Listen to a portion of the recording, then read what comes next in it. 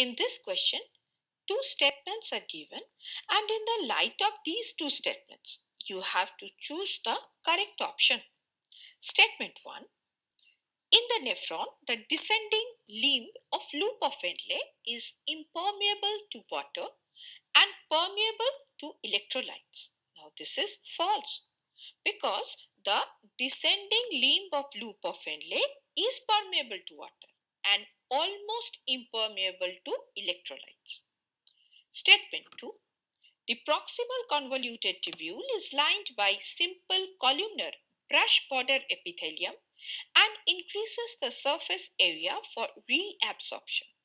Now this is also false because the proximal convoluted tubule is lined by simple cuboidal brush border epithelium and not columnar epithelium, and this definitely increases the surface area for reabsorption.